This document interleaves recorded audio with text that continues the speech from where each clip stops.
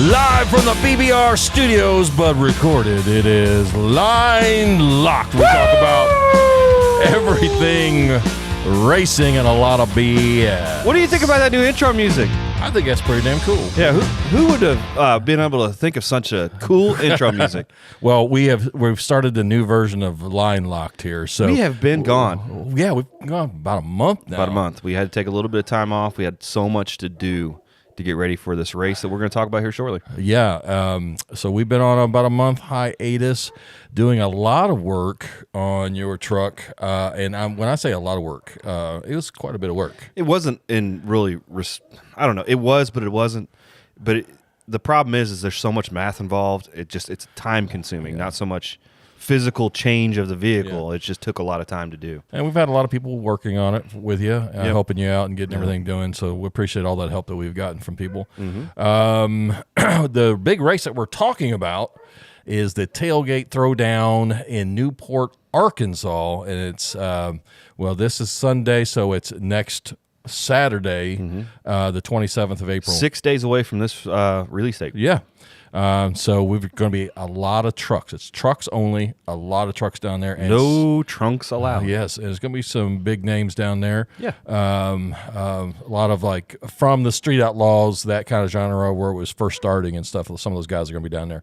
So it's going to be a good time if you're in the area of Arkansas. You're just happy to be there. Yeah, if you just, well, shit, I'm vacationing that same week in Arkansas. Yeah, in the middle of nowhere.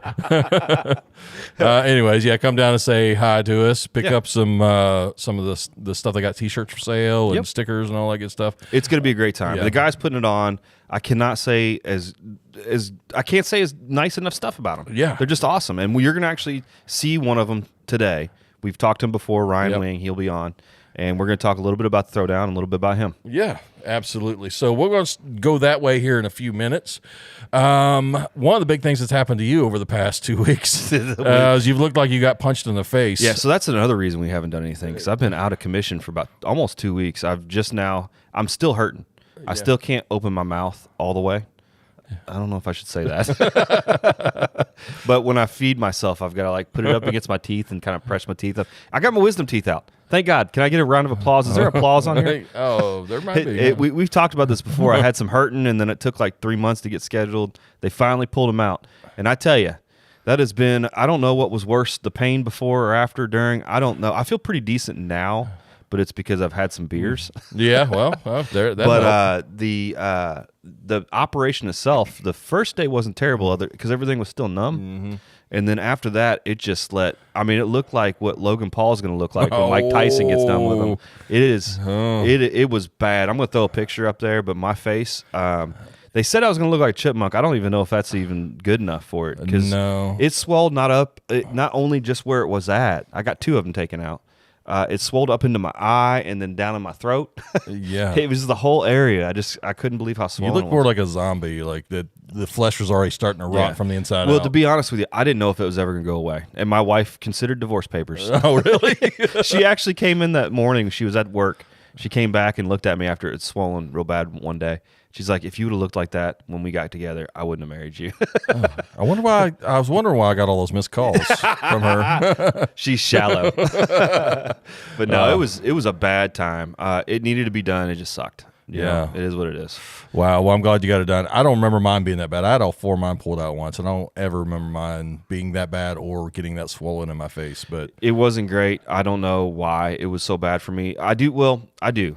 They told me that they were severely impacted, and they actually had to break them apart to pull them out, I guess. Is that a thing? You're a guy that deals with that shit, right? Yeah, they break them. Is that a thing? I don't know. So that's what they did to me, and, it hurt. I don't think they initially want to break them, but they do break. So it's part of it. Yeah, they maybe. Dig it out then. Maybe. All right, so we normally do like a TikTok tragedy, but in this particular case, they're not tragedies. What we are doing is you guys send us your TikToks that you want us to watch, and we watch them. Yeah. And you get to see us watch them. Yeah. I guess. These aren't tragedies per se, but they are viewer-submitted TikToks. Yeah, there we go. So we are going to go ahead and watch one of them right here in just a second. All right, it says, my wife, where are all the burnout marks coming from in front of the house?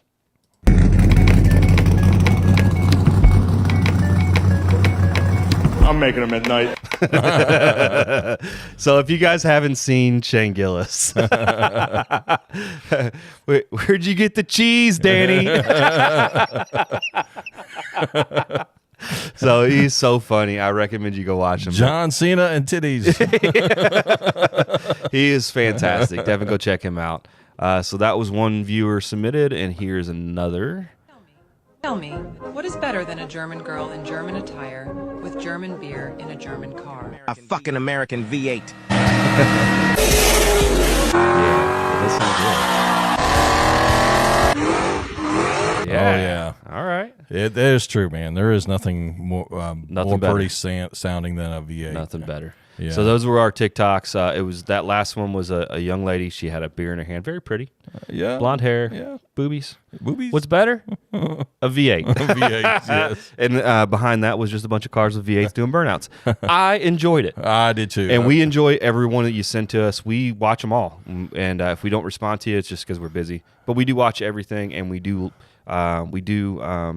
critique. No, we read everything you sent to us. Oh, definitely. Yeah. So send us stuff, and we read it and whatnot. Yeah. So let's talk real quick. We're not going to actually do a news net segment, but did you see the storms last night in St. Louis? I heard they were bad. Yeah, they were bad. What happened? Well, at Worldwide Technology Raceway Park we go to. Oh, yeah, we go there every year. Yeah. It has some grandstands in the drag strip right now. Oh, really? Yeah, the wind. It's right behind us now. Oh, but the wind I see had that. blown it. It blew it. It blew it? It blew it. It's not that the wind is blowing. It is what it is blowing. And in this particular case, it's grandstands. Was there people on it when it blew it? No, I think it blew it at night. Oh, no. So I have two pictures. I think one of them shows that there was nobody in the parking lot. Good. I don't think they're having an event, but it's going to take them some time to clean up. And if they had the tree and everything else, it landed right there at the starting line. Yeah. So they got all that mess to deal with. Well, I would hope they'll have it fixed by the time we get down there, but I wouldn't think there'd be any of those stands if there was a tornado or What something. the fuck you just say? No idea. How many beers have you had versus how many beers I've had? I don't know what I'm talking about here. That'd be the tornado. I don't know. So was it a tornado or was it just wind? I think it was just wind. Okay. I didn't really care enough to actually look and investigate. I didn't do any investigative journalism.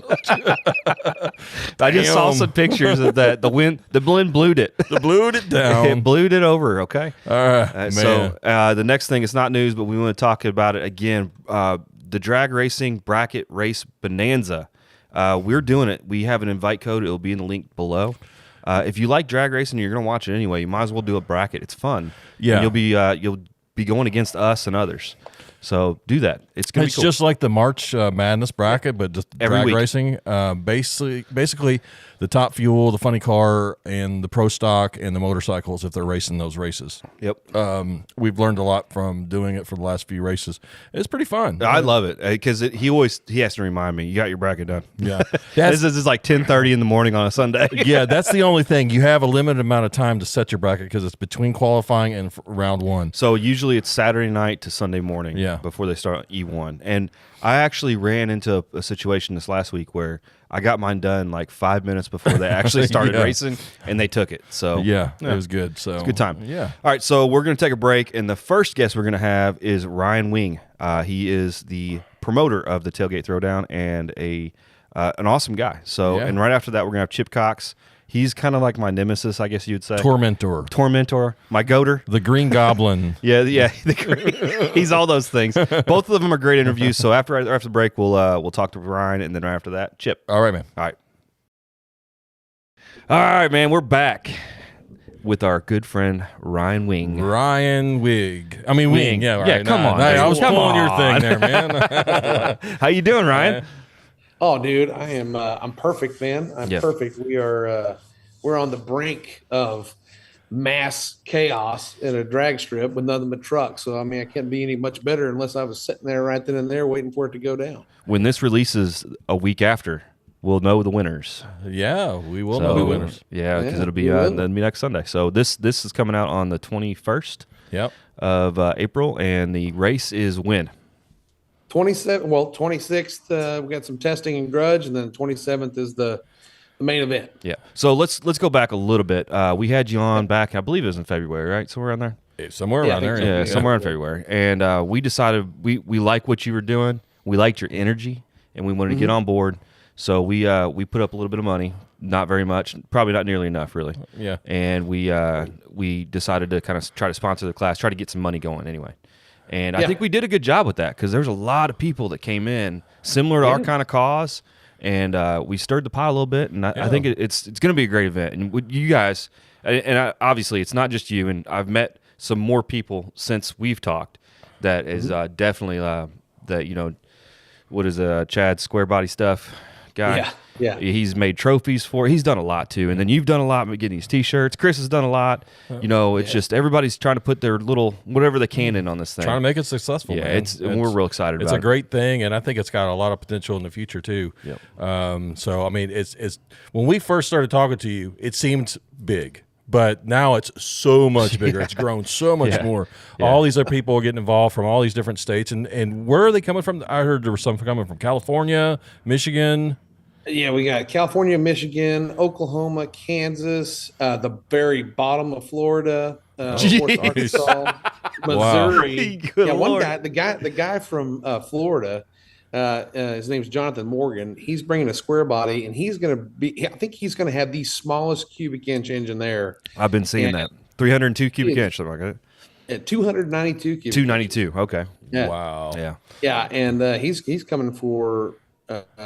He's gonna run full size street, and he's gonna run small tire with that truck because he's got a 250 shot on that little bastard too. Oh, no, he's a wild man. Supposedly that whole group's bringing like 4 trucks. Was that the same? Yeah, group? there's a group down there bringing 4 trucks. There's a group in Michigan bringing 3 trucks, and that there's 2 trucks coming from California, and then of course we got Texas. One guy had chimed in on Messenger from New Mexico. I mean, they're coming from all over the place. That's awesome. Pretty impressive. The word has traveled. 2 North Carolinas too. There's a couple of North Carolina guys coming. Wow. So back in February when we kind of we were really pumped about all this stuff. You just prior to that, you started that Facebook page about the race. That was the public side of it, right? Yes. And it started out pretty humbling. 50, 100 people in it. And the last time I checked, you were a little over 1,100 people involved on that page. And as of today, 1,217, I believe. 1,217.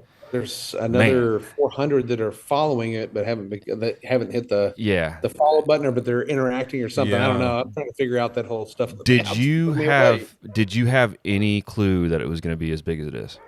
No. No. I mean, if you would have told me back in, I think I had to been, I guess, around end of October, when we were sitting on the crapper, me and 2 other buddies talking about the same crapper. Yeah, same crapper. Yeah, it's a 3-seater. It's amazing. Takes all the guessing game. I think they call that the Love John. Yeah. No, we were taking a crap in 2 different states and 3 different states. But it started out with me and Dave were thinking about building a 305 with a turbo and an SM465 to go race Chad.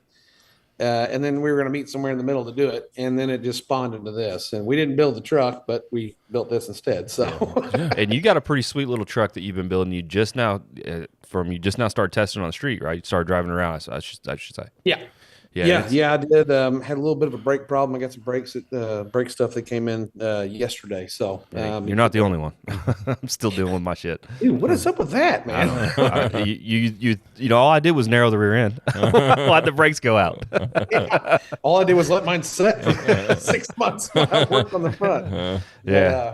No, I was excited to start hearing about it, and then now I'm really excited with how many people are really excited to go. That pumps me up. It really does. Yeah.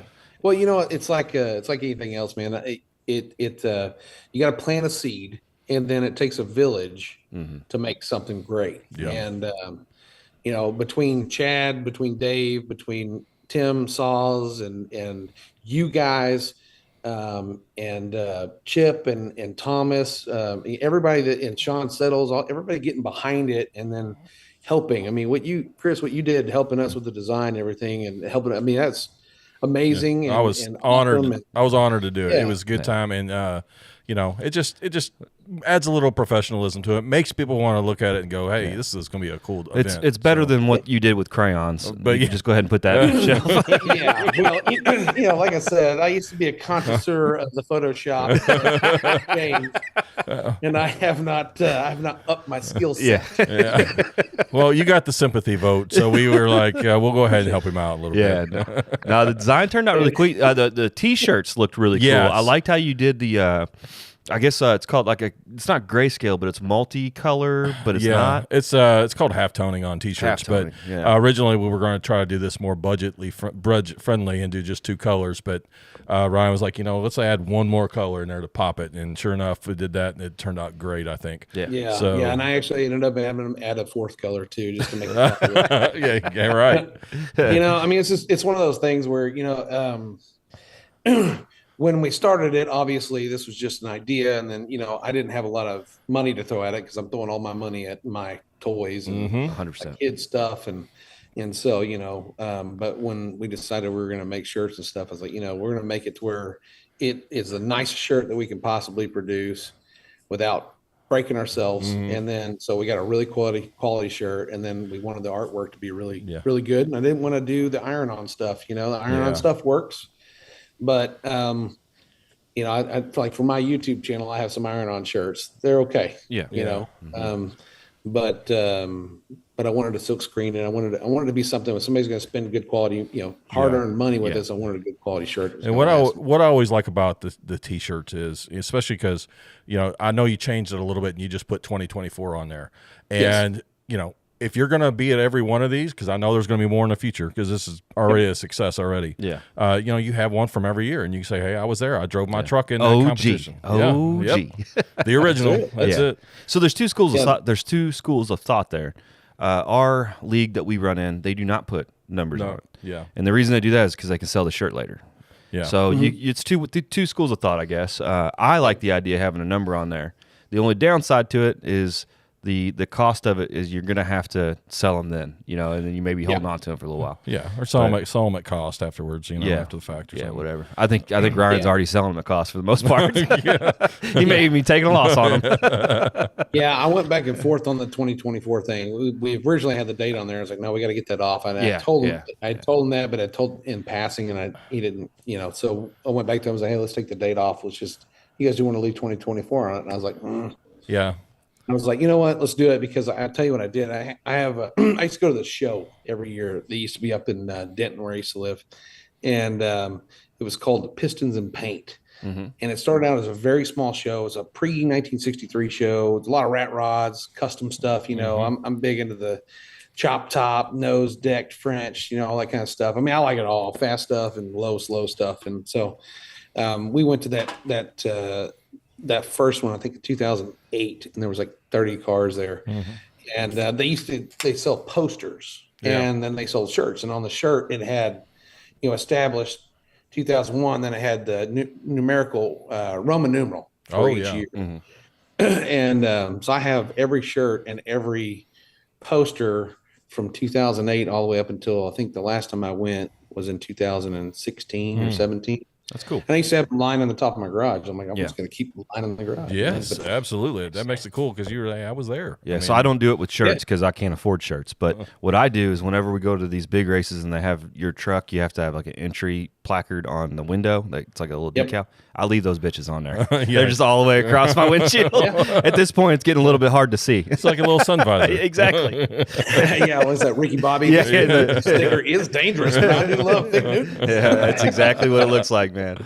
But I do enjoy having it's something about a one-time thing that FOMO, fear of missing out. So if you don't get it then, that pushes people to buy it or whatever. But it's 2 schools of thought. I like the idea of the date on it, and I'm glad you did it. Or at least the year. We only did like I think we did 175 shirts total. Wow, that's pretty good size though. I know you had a lot already accounted for, right? Because I know a lot of people. 76. Okay, I think. So, so there'll be 100 left over for whoever hadn't chimed in or whatever. And next year I'll get hopefully I get a little better pricing. It just it is what it is with this inflation crap right now. I'm hoping we get a good election and things start to change a little bit. Amen. I understand. We'll see. But So we've been talking 10 minutes and we haven't really even said anything. I mean, we probably said it in the beginning because we haven't recorded the beginning yet. But we Tailgate Throwdown. So this is in Arkansas, Newport, Arkansas. Yep. The race is actually April 27th, and it's an all truck race, no trunks allowed. Right. So I'm going to be an outlaw. Let's talk about classes real quick. We got street class, which is pretty much anything except no power outers, right?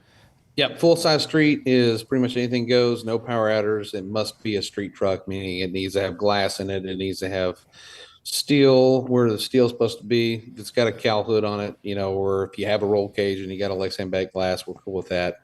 But, exhaust past the cab, like a real exhaust on it, not just, just some makeshift stuff coming out in front of the cab or whatever. Yeah. So no, I've seen some guys. I've seen some guys on your all's page already that just had to add like a foot extension just to get it past the. So yeah, cool. So I mean, there's no tire rule. There's none of that. There's no suspension rule. Yeah. Like if you got a back half truck and it's on a fat tire and you want to bring it, cool. Yeah.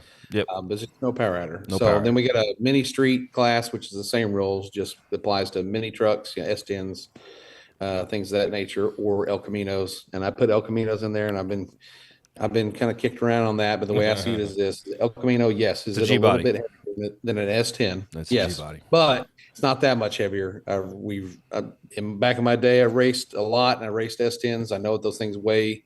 I know what they weigh when they're modified, and I know that if you put a tubular front core support in it, it doesn't make that big of a difference. They're still heavy. Yeah. So yeah. So I put those together, and then we have a stick shift class, which I'm excited about because I love stick shift racing. It's one of my favorite things to watch. It's one of my favorite things to do. And I did not think there would be that many crazy dudes that run stick shifts in full size trucks, but apparently they're crawling out of the woodworks because right now I think we have 11 trucks confirmed coming for stick shift class. That's cool. And I never would have thought that. I thought we were gonna have 6 max. Yeah, that's cool. That'll be fun to watch. I love watching stick shift racing because it's so, you miss a shift, it's over. So you got to be on those, and you got to have them on the right RPMs, and especially when you're in the air and having to shift. Yeah, when your front wheels up. Oh yeah. Gassers love doing that shit. Oh yeah, but yeah, the beauty about stick shift racing is 100%. You miss a shift, then you're out of luck. But if the other guy misses a shift, you're back in the game. Yeah, that's exactly right. Now, what's cool that this is all heads up, but what's also cool about stick shift racing is we have and again, in our league, we have modified production, which is a stick shift class, but it's indexed. So to add another level of difficulty is you got to get those shifts exactly right every time.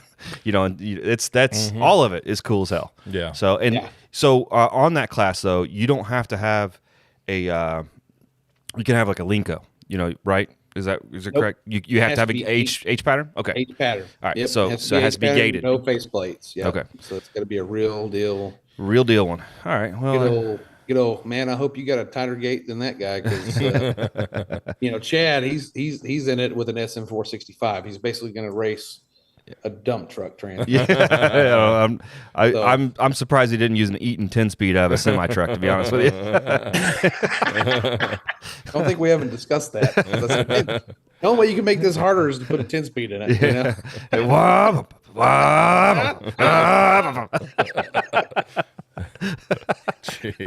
So, and then we got small tire, which is not your traditional small tire, which mixed emotions about that, but there was a reason why I did it that way. And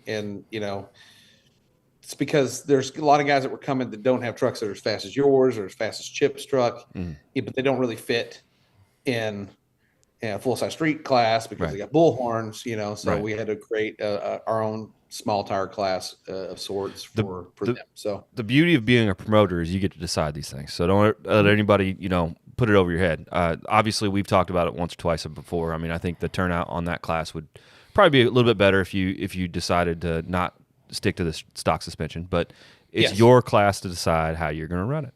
So, and a lot of guys had to fall into Outlaw, and I've gotten the brunt of all that bullshit for the most part. Yeah. And our next guest after this is probably going to give me some more bullshit on it. I guarantee you. I hope he does. I hope he does. But so you had the small tire, and that basically what that is any power adder, right? It just can't any power adder. It just has to have stock style suspension on a small tire, 28-10-5. Yeah, which the 28-10-5 thing was kind of the kicker because a lot of the small tires for trucks are 29.5. Yeah, 29.5, 10.5. Yep, that's what I run. So I figured let's just see who's really hardcore and let's do 28s and let's just see. Who shows up. So if anybody that's a layman that's listening to this, they think that 1.5 inch number isn't a big deal. But it is. Huge. It's massive. It's a massive deal. And honestly, and this is the way I understand it, because I don't come from the world you came from as far as the street racing world or the street outlaw style world, all that shit. I don't know nothing about it. But I do know, at least locally, the reason that everything went to 28.10.5 is because Mustangs can't fit a 29.5 10.5. And they bitched and complained, and that's the reason that everybody had to go to 28.10.5. So maybe that's what it is. I don't know. That's just kind of what I heard. Is that kind of what really happened? Well, the reason why it happened here, and I feel like, and I can't speak for certain on that, but I feel like the small tire thing really started here with Chris Hamilton boosted GT, because he had his turbo Mustang and he was doing cots and all that other stuff with that car, and that car was always on a 28, and he could fit a 29 on it, but he wanted to do 28s just to show the 29.5 guys that he could run on 28s and run faster than them. And so when he started beating big tire cars on the street, then he was just like, what else is there for me to do? I'm running on 28s. Like, I'm running through you guys like you're preschooler. All right, run front runners next. Exactly. Yeah. And I said, what are we gonna have next? Like a 185. When they went to 235 racing, I was really into the 235 stuff. But then you had a couple of guys with lots and lots of money go in there and click off some high fours, and you're like, well, that class is over. So my biggest problem with the tire size stuff is, at least with my combination, I can't limit my horsepower as good as everybody else can. A lot of these nitrous cars, they'll just be built with 400 horsepower or something, and then if there's no kits, that's all they got, and they can manage it.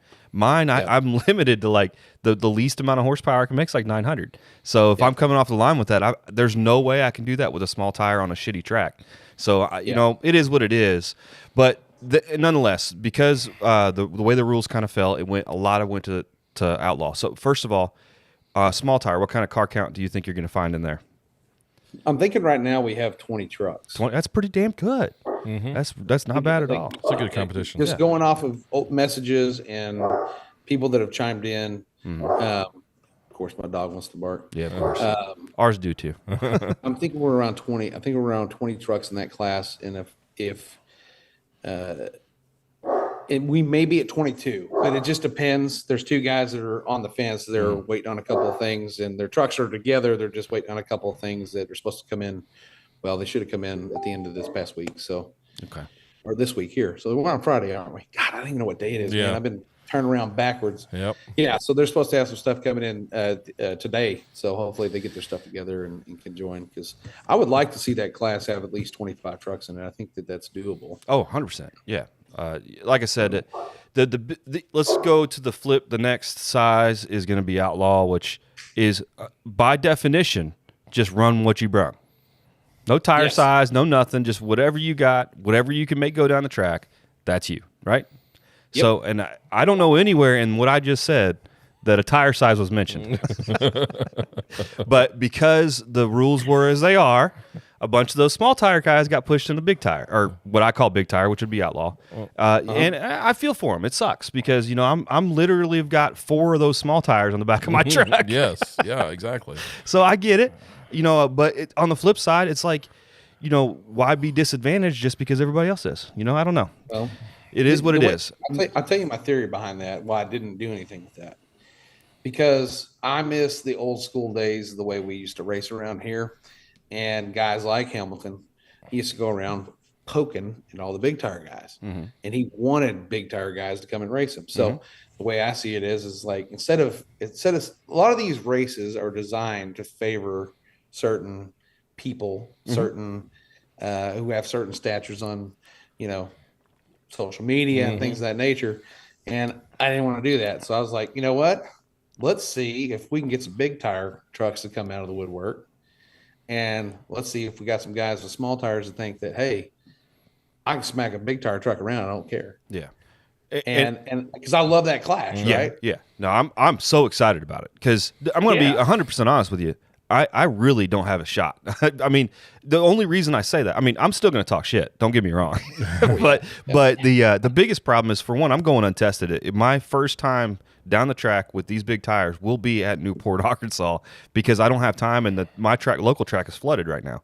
So there's nothing I can do about it. It's just how it is. But besides that, you know, like we just stated, I don't have any way of power managing at all. So if the track isn't great, or if it gets messed up a little bit by previous classes or whatever, there's nothing I can do. You know, you're either going to drive it, or you're going to. Yeah, no, and that's 100%. It's going to look like an old top fuel race where it's just white smoke all the way down, because that's what I'll do. You know, I ain't going to be, as long as I feel in control enough of it, I'm just going to keep pedaling down until I can at least grip, you know, hopefully grip or something. But you know, I did a little bit of testing on the front yard, or on the front road here, and those big tires didn't do shit. No. So anybody that says they will, I mean, it's chip asphalt, so it ain't like it's going to do much. But you know, it is what it is.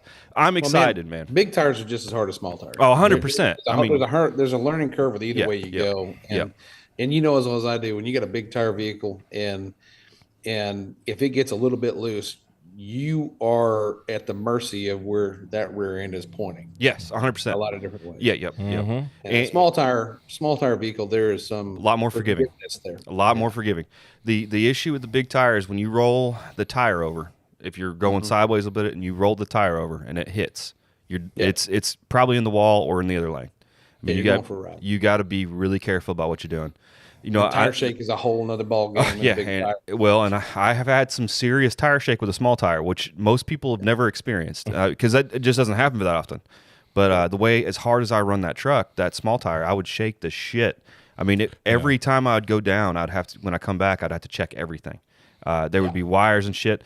And I mean, there's some stuff I still haven't fixed that I really should have, like wires and stuff that have just come undone from their connectors and whatnot. It's just it's violent. Yeah, and I'm hoping, and that's part of the reason. Anybody that's listening to this from the Throwdown that's actually heard me and Chip back and forth, you're going to hear about that a little bit here. Chip's already messaged; he's coming on, so that's going to be fun. But the reason that I'm not willing to go to small tire, being baited into it, is twofold. One, it's like, why'd be disadvantaged? But secondly, I need time with these big tires, because I've got the rest of this season that I've got to work on them with, you know. And we go to some tracks. Most of the tracks we go to are all nationally event style. I mean, they're very well prepped and all that, but we do go to a couple of them in the dew at night.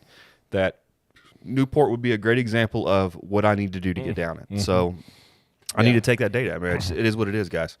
So anybody that's upset with me, you know, sorry. Yeah, well, I love small tire racing just as much as I like big tire racing. I like racing, period. Yeah. And at the end of the day, if you think you got a big bad truck and it's on small tires, well, then you should know your program enough to come smack around a small tire truck. I mean a big tire truck. I'm sorry. Yeah.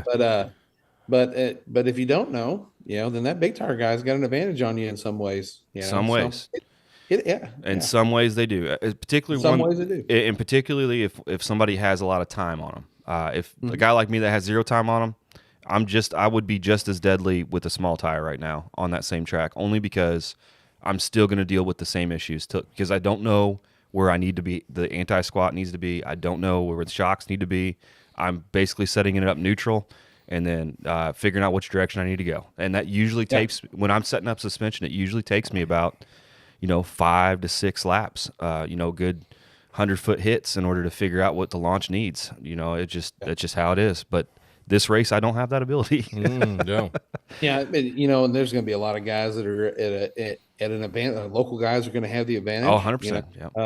There's already some guys that have been testing there, like last month, I believe, or the end of, a couple weeks ago, 2 or 3 weeks ago, as a matter of fact. I saw a couple guys out there testing that are coming, and they ran pretty good. But I do know that a couple of them tried to push their trucks into a lower AT, and it wasn't having it. Yeah. So, it is, that track is going to be limited. I mean, it's whatever the track can handle for the weight that you're trying to push it down there.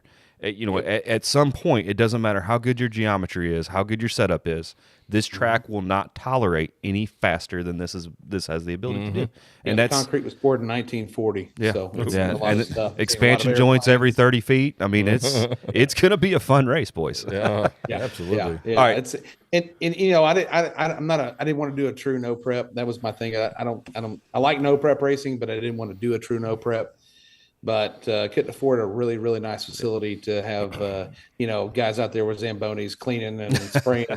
And all that's that what kind we're of used stuff. to. That's what we're used to. I like the more homegrown tracks, and I like the more homegrown fields. We love the smaller tracks. The ones we do go to, we love them. Unfortunately, like I said, the stuff we run most of the time, it's all nationally event type prep tracks. Some of them we go to, they're radial, like RVW prep tracks.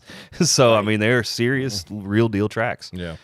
We don't get to go to the small ones very much at all because of our schedule so busy. So we were really looking forward to this one just because of that. It's something new, something different, you know. And plus, we get to meet all you guys, and we're super excited about that.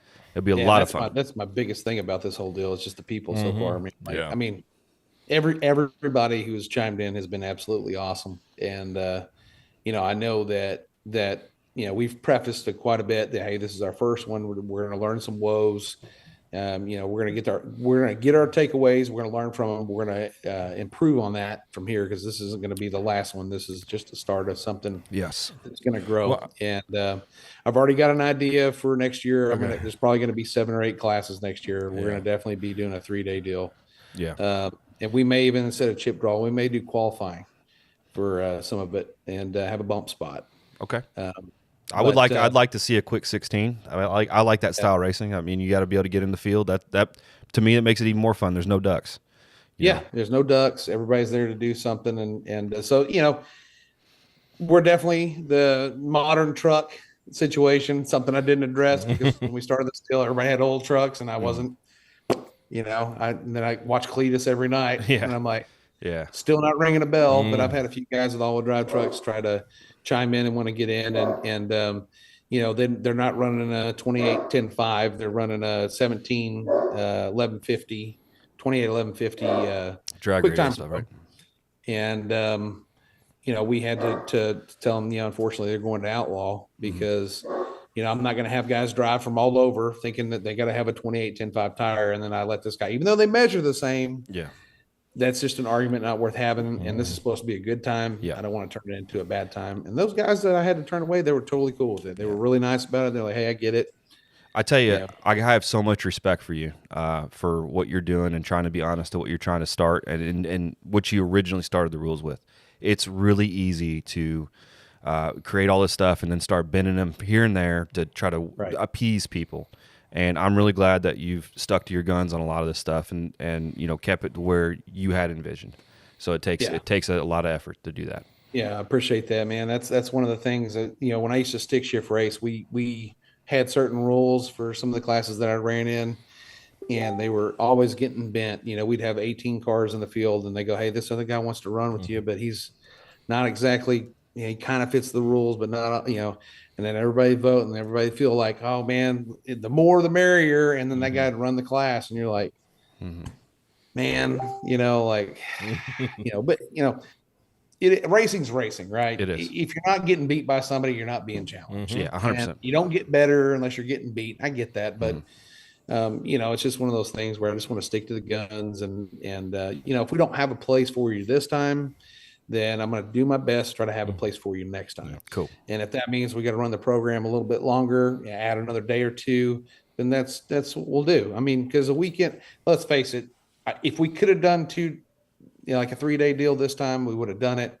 But you know, the way it worked out, it just wasn't going to happen. So you could have scheduled a 3-day and then not had the following you have right now, and then you would have looked real stupid. So I would rather have a really tight schedule for your first time out to kind of feel it all out, and then make your adjustments for next year and make it even bebetter. And we didn't want it to get too far out of hand. We wanted it to be manageable, and you know, and then I think in Outlaw, I know that you know, there's a couple of guys that aren't going to make it for sure. I know that. And then there's a couple of guys that are trying to fix a couple things. So right now, as it stands, I think there's 25 trucks in Outlaw. Yeah, that's going to be fun. Yep. Yeah. So, and there's some guys are going to bounce between classes. One of the small tire guys wants to hop over into Outlaw, and I think one of the small tire guys wants to run full-size street. So, you know, and a couple stick guys want to do full-size street too. That's all great for the first few rounds, but if it starts interfering with trying to get things done, you know, they got to understand. They got to choose which one they're going to do. I think I've got it set up the way we're going to, the run order, that everybody would have time to make any adjustments they need to make. Right should have. So 2 quick things, because we got to get you off here.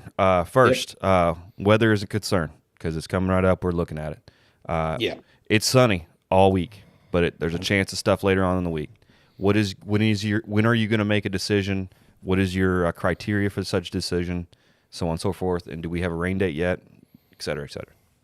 So we're going to have Scott come on with us on the live feed that we do on the Facebook page every week. We will link it in the description.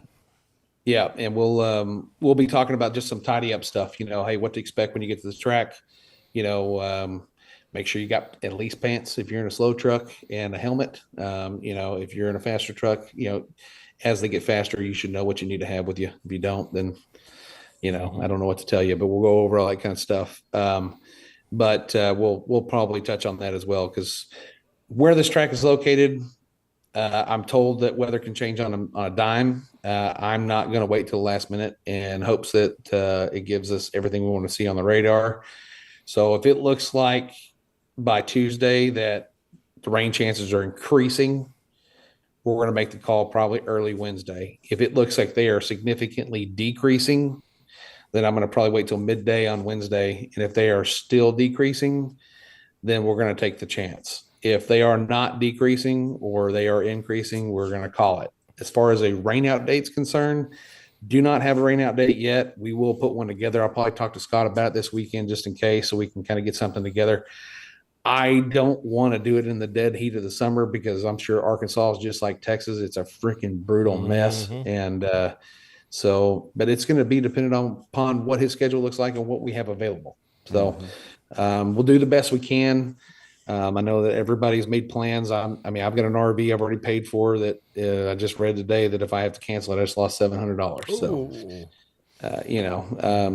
and that hurts, but I don't want anybody else to bite the bullet. But I also know that we've got some other people doing the same thing that I'm doing, renting an RV and having it dropped off there locally. Some guys from Colorado are coming. That was another state I didn't mention. We got guys from Colorado coming. So we'll try to make it as early as possible. And I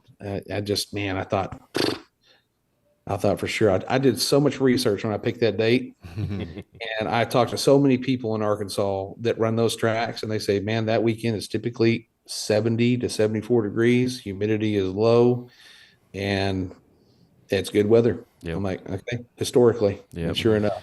Mother Nature makes a liar, everybody, man. And, it is what it is. But I can appreciate you wanting to continue to put it on, and I can appreciate you keeping an eye on it to make sure that people don't go out of their way to spend all the fuel money. I don't want people doing that. Yeah. I don't want people driving. I want you guys coming from Kentucky and get halfway here, and I got to call you. I want to make sure that we're as set as we can be, and it has to look like it's actually going to do what we want it to do. And if it doesn't look like it's going to do it, or if it's questionable at all, then we'll just nix it and we'll figure out another date, and hopefully everybody can still make it, because at least that'll give guys like Chip and some other guys a little bit of time. Yep. We will try to make it. Our schedule is always busy through the summer. That's the reason we really liked where we were at on this April date. But again, we have some free weekends, and maybe if you pick one of those, we'll be there. Worst case, maybe we just drive down for the event and drive back. If we can't race, because it takes it. Our program takes a lot, unfortunately, and it's not like top fuel or nothing like that, but it just takes a lot of effort, a lot of fuel, a lot of everything else to just make it happen. Yep. So, you're racing a series, man. It's serious. It takes time, it takes effort, and it takes a lot of it.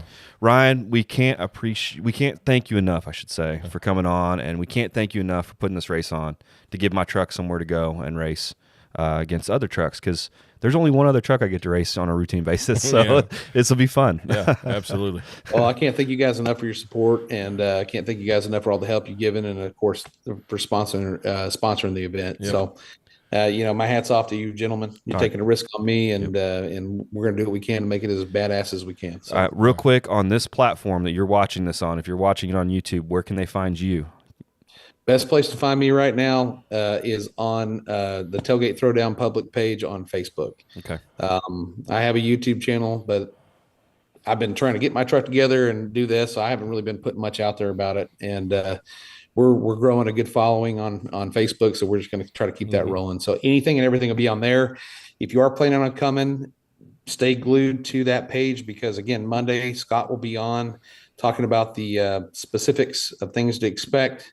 And then we'll touch on the weather, and then any updates we have will be on that page. Fantastic. So we're going to call it. It's going to be on there, and we'll probably go live when we call it. And, just so everybody gets a chance to see it and hear it. And I always get scared when it comes to social media that, when you put a post out there, sometimes you get 100 likes, and sometimes you put a post, it gets nothing. And you're like, did anybody see it? Particularly on group pages, it seems like you post something and it takes like 6 hours for anything to happen to it. Yeah. So I know. So stay glued to it. And if I have if you've messaged me in the past, I'll send out anybody who's messaged me, I'll be sending out something on there as well. And then we'll stay glued there, because we'll keep things rolling. We'll probably start doing, still do some lives and kind of keep that information rolling. And that way we keep everybody up to date on when the next date is, if we do have to in fact cancel it. Awesome. Ryan, again, thank you so much. Thank you guys for everything you're doing. All right, man. Let's go on to our next guest, Chip. All right. All right, we're back with Chip. How you doing, man? What's going on, brother? Chip is my nemesis, evidently, like my small tire nemesis, the guy that hates big tires. Is that about accurate or not?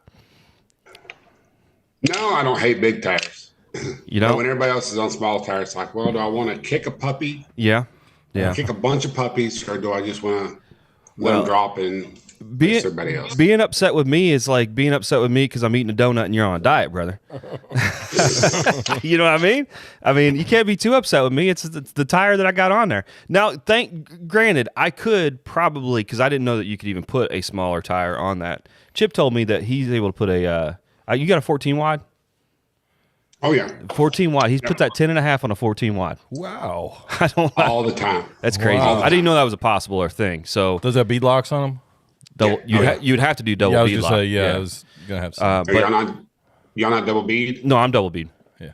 I just didn't know that would even work. Now, technically, I could probably do that. I've got 29.5, 10.5s out there, but even that isn't going to be fitting the small tire rules that you guys abide by, the 28.5, 10.5, or 28.5. Was it 28.5 or 28? 28 flat. I thought it was 28 flat. 28 flat. 28 flat? Is that what it is? 28 flat? Yeah, 28, 10.5 or a 275/60 or 285/60. Right. So we came into this without actually really introducing you, Chip. Who are you, and why are you on our podcast? Damn it! Man, you messaged me.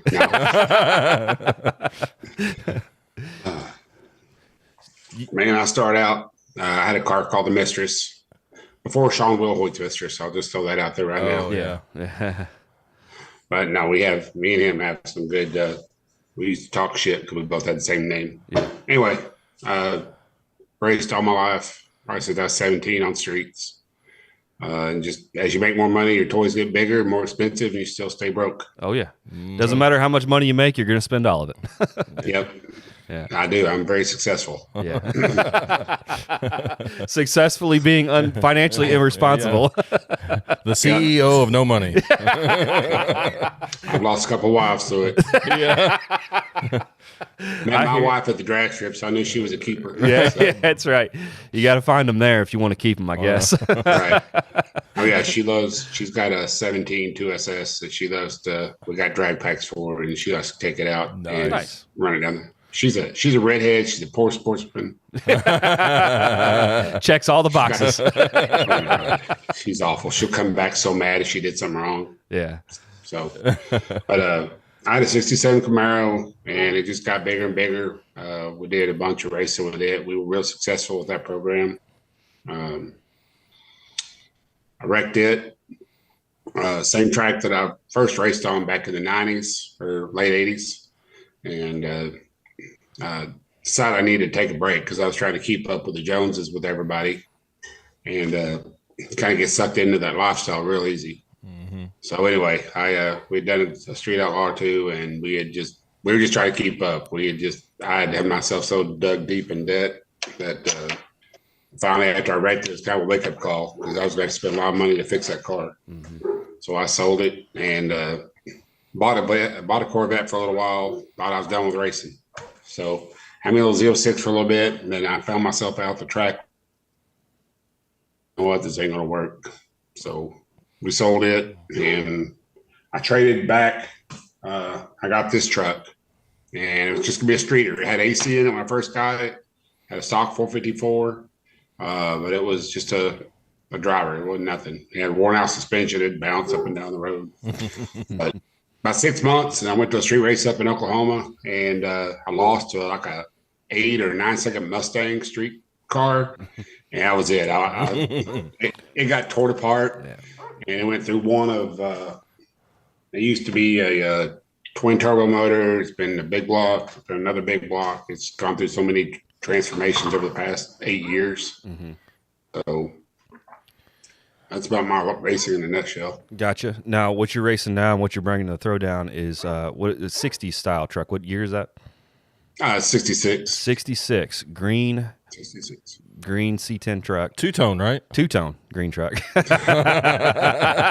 Why'd you do that, Chris? All right, let's bring it.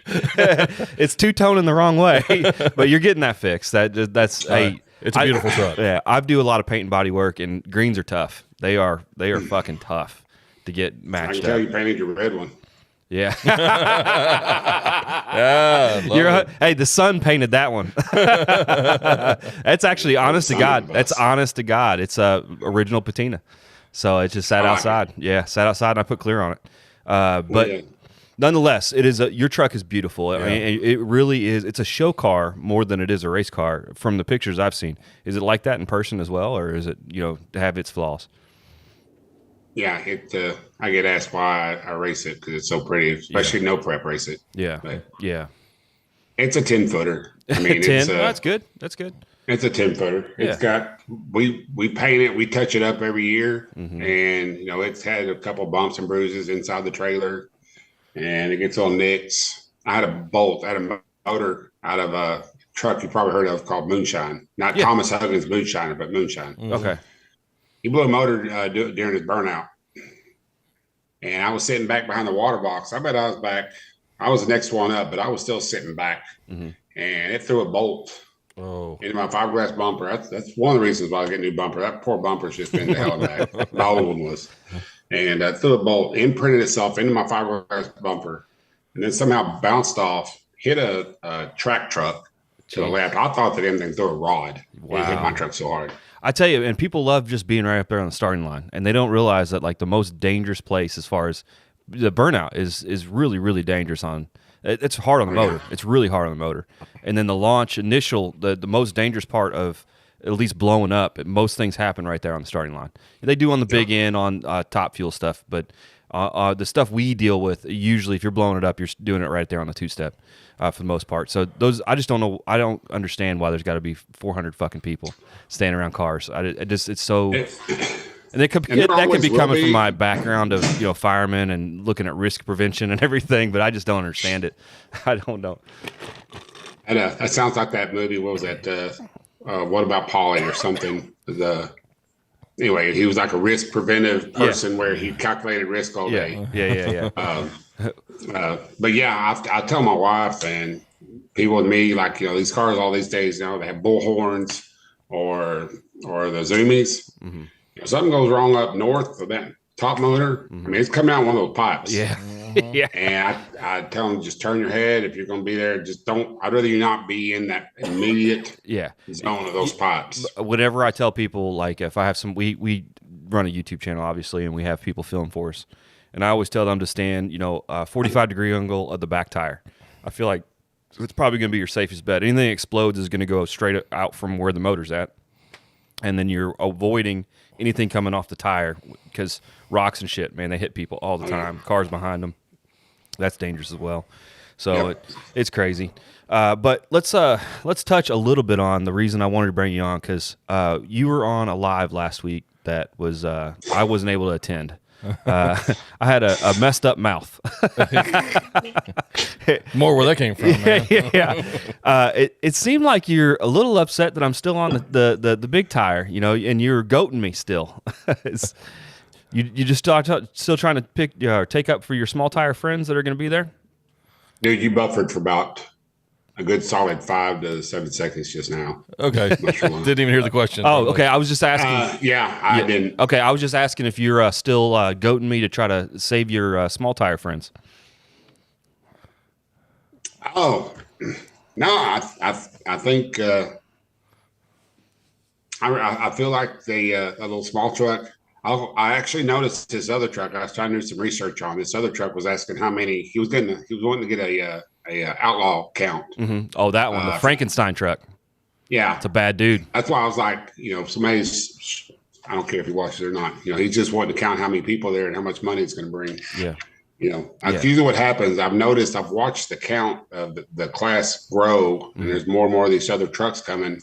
And they're going to know how much money's going to show up at. Yeah. Well, he's coming from Georgia, and that truck's fast. I've seen some videos of it. The freak show. Yeah, it's real fucking fast. The freak show truck with the diesel and he runs no time stuff, so you kind of have to play it by what you see. Kind of he runs, but he's probably on a good track. He could probably run mid forwards, I would think. He's fucking fast. Yeah. So it is. Newport is going to be the track itself is going to be the equalizer for anything like that, and that's a diesel truck.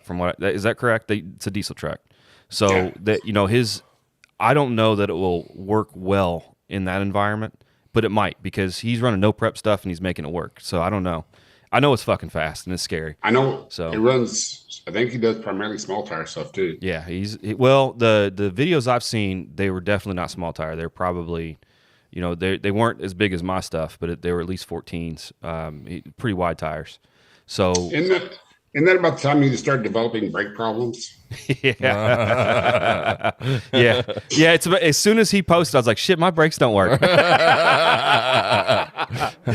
We think we have it solved. I think I still had some air in the lines. I just couldn't get out, but we pulled it out. I've got a pretty firm pedal now. I think I'm going to probably test it on Sunday to make sure we're good and get everything loaded up.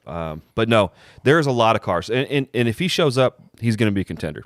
And there's some others that have been in from the very beginning that are fast. You would be one of those guys too. You guys, you would be right up there. To be quite honest with you, I talk a lot of shit. More than likely, I've got nothing for none of you guys because this isn't my style of racing. I just like talking shit. I like having a fun time. But who knows? It's up in the air. I may accidentally moonshot something and it actually works the first time. It's just not common for me for that to happen. It usually takes me several months to figure things out. But there's a few guys that are going that's been there from the beginning, not chasing money, that are super fast. That S10 that's supposed to be there, I bet he's a low 5-second truck, if not 4s. And it looked like he was getting down on some no prep or at least marginal track, like we're going to be at Newport. So, I mean, that guy's going to be kicking some ass too. And he's been at that track. Yeah, and he is tested at that track. Yeah. I was going to say, he's a local, isn't he? Yeah, so we're going to get homied by locals, I think. But, it's like you were saying, there's a few people that I'm glad haven't heard about it. Like, have you ever seen that, what is it, the something gangster truck? What is that thing? He's got a YouTube channel. It's he used to have the Dirty 30 car. And he wrecked and got caught on fire. Do you remember this guy? No, I don't remember. And now he's got this, I think it's called the Hometown Hustler or Hometown Gangster. You ever seen that, Chip? Yeah, but I can't think of. Well, I tell you, he chases money. He's in his toter home. He lives there, basically. And he just goes around the country looking for races just like this to take that $2,000 purse and move on to the next one. So he hasn't heard about it yet. I haven't sent him the link, though. I tell you, if my brakes don't work, I might. Oh, there's some others. Is there? Oh, you think? Crap. What's his name? Jason Cantu. Yeah. That'd be right up his alley. Yep. Now he's not necessarily a money chaser. Yeah. He's fast. Yeah. He just likes to race. There's a lot of Jason's a cool dude. That, and I mean, you got a friend of yours, Clay Smith. I've seen some stuff of him, and I've heard his name. I know he's not a spring chicken. He knows what he's doing. When he came out saying he's going to be on a drag radial, made me question a little bit what he was thinking. But is he the one that said he's going to hurt somebody's feelings? Yeah, the one that he's going to put the 150 nitrous shot on me, or anybody that thinks he's going to take the finish line. He hadn't really done. Kobe really hasn't done any no prep. Okay. And he hadn't been out in a while. He hadn't been out in a long time. I put on a race in North Star Dragway back in 19, and he was at it. And but he hadn't been out in a while. And he really hadn't done no prep. But yeah. He's a good dude. I think he finally changed his mind. I think he's coming on the sled. I hope he does. I just don't. I don't know a whole lot about drag radials. I do. The only thing I do know about them, the tracks we go to that they race at, they got to have like 5 tractors hauling 800 gallons of VHT to make them go down a track. I don't understand it. I mean, maybe that's just that style of racing, but it just seems like they are so temperamental about the track condition. What's that? And you buffed out for a while. Oh, the drag radial stuff. It's fun. We run a couple races with my Camaro. I mean, it's fun, but you don't have to. Not really a tune-up. I mean, you just stick a lot of glue on it. Yeah, well, that's the issue is the glue part. Is like I was saying a second ago, I may have been buffering during it. The races we go to, some of them are some Radial versus the Worlds at nighttime, and they drag 4 tractors with 800 gallons of VHT to make them go down. And that's not going to be Newport. I mean, we're going to be lucky to get like a 10-gallon pail of VHT on the ground. And that's nothing against Scott. That shit's expensive.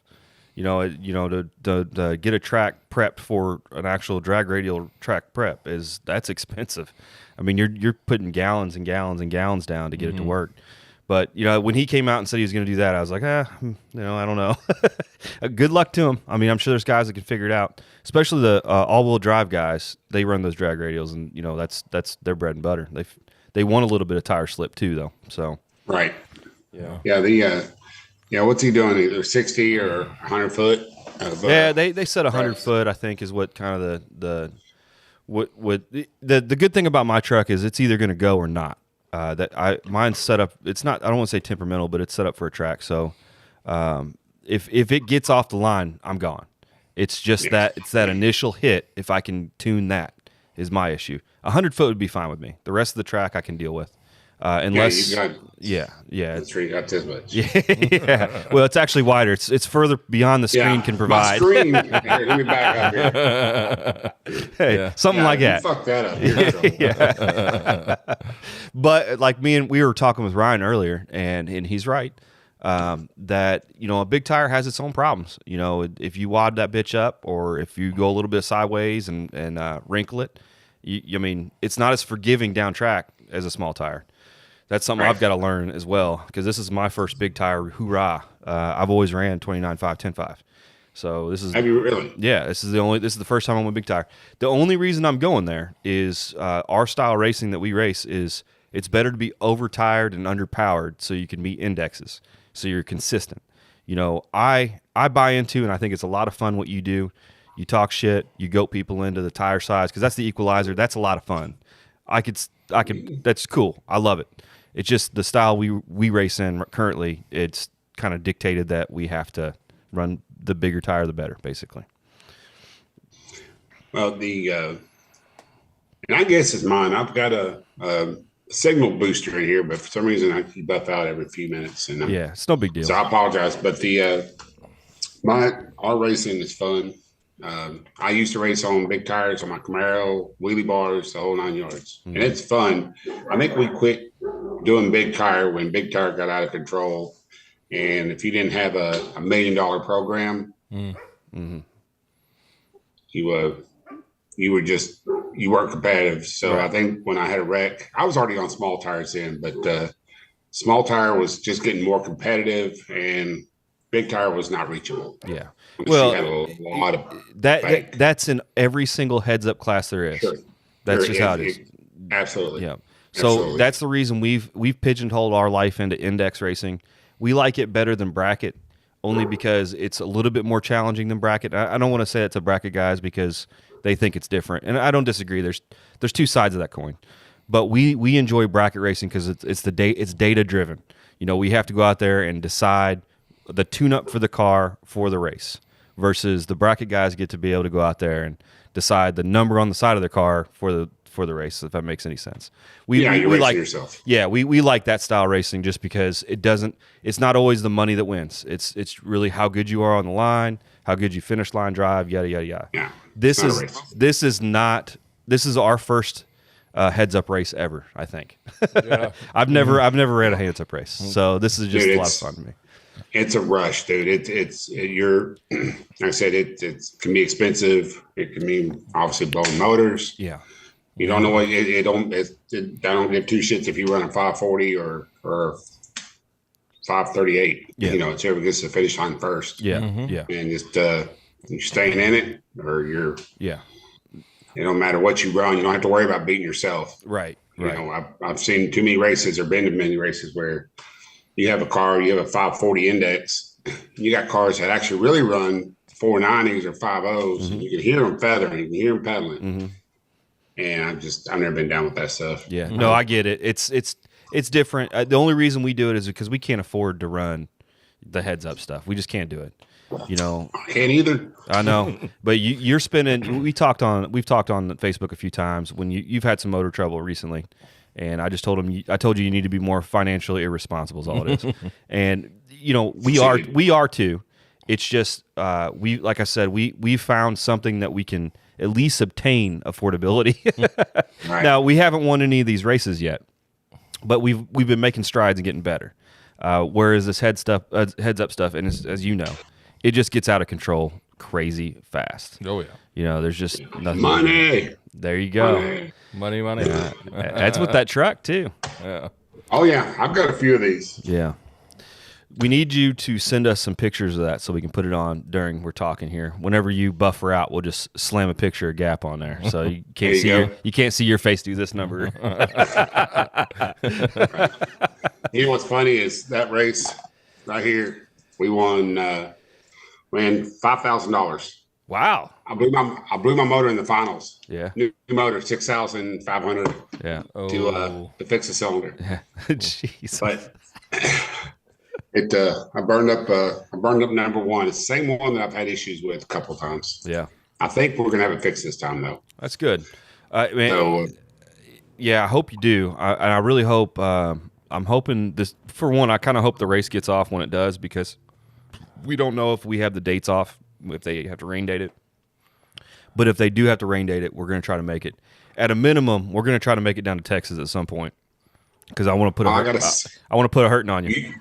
You bitches, if it gets rained out and we do it, you better be there, because I promise you I will be there. If it doesn't interfere with our normal racing schedule, we'll do it. Our problem is you know, we're already tied up at least a month or maybe 2 weeks a month already. So we're going to try to make it. We'll just have to see.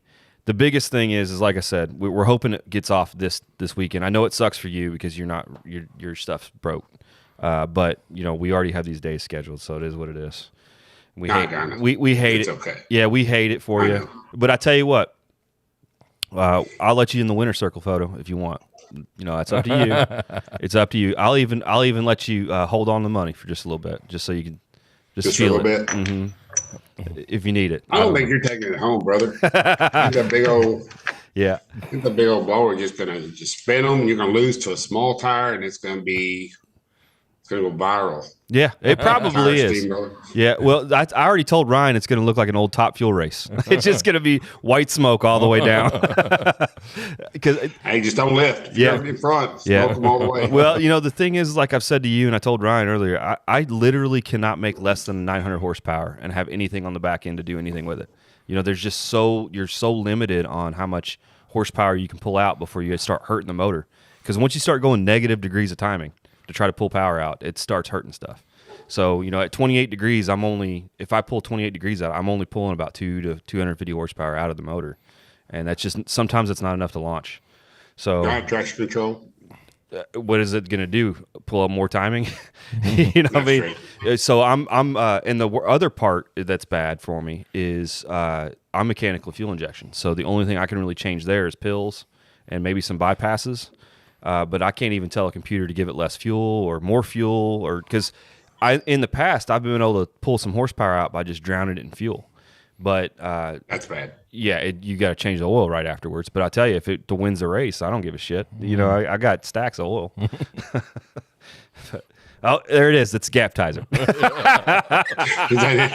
Right there, right there. I mean, I didn't have this problem the other night. Yeah. I don't know what it is. No big deal. I don't know if it's me or you. Probably me. It's not me, it's you. Yeah, it's me. Not me, it's you. Well, I tell you what, man, we're going to have to let you go. But I am looking forward. You're going to be there, right? If it goes on. So I'm bringing fuel for somebody, so I can't get out. I'm looking forward to at least shaking your hand. You've been a cool dude. I like the back and forth. I like the bullshit. There's no hard feelings. I feel it's the same way from your side. Oh yeah. Yeah. So sure. That's just shit talking. It's just what it is. No, it's all good. You got to promise we hook up somewhere. Yeah. Yeah. Somewhere this year. Yeah, and maybe it's one of those things. If we can't get it done in Arkansas and I can't make that race, maybe it's one of those things we just put up $1,000 each and we go race somewhere. You know, it just depends. You know, we'll figure something out. It wouldn't be my first grudge race. It just would be my first heads up style full event type of thing. No prep off the trailer. I'm down with it. I don't know about that. I'm thinking maybe a test and 2 night somewhere. How about off the trailer? You on big tires, me on small tires. I'll do off the trailer, but we're going to go somewhere for a test and 2 night. Just not that track. No, we'll go somewhere that we've never been, either one of us, so that it's fair that direction. And then, but it has to be a test and 2 night where they have some glue down, or it doesn't. It's going to be like a chip asphalt fucking road to me. You know, my issue is how much do I have to fucking change to beat you? You know, because I've already got my shit set up for the style racing that I'm doing. How big a change do I have to make to go to a shitty track to beat you? And I don't know what that is because I don't do it enough. But this is your bread and butter though. So we have to you got to scale your shit. Well, my shit's scaled. It's there ain't nothing I could do. I've already put 2 fat girls and fucking 300 pounds on the back, and I'm still 52 on the nose. You know, that's actually not bad. 52 is not terrible on a truck. I would prefer to be closer to 50-50, but 52 is not terrible. My biggest issue is as you know, your IC point is so fucking high on a truck. It's ridiculously high. So it's really hard to get your rear links where you kind of need them to make it work. And I don't have the time or the patience to figure that shit out. I just don't. If I'll figure it out for the racing style that we're dealing with, and then maybe you'll aggravate me enough because you're really good at it for me to go to a couple tests and tunes to figure out what I got to do to put a gap on the Gaptizer. Have I been successful? Oh yeah. Times? I've already told Chris a couple times I ain't fucking going.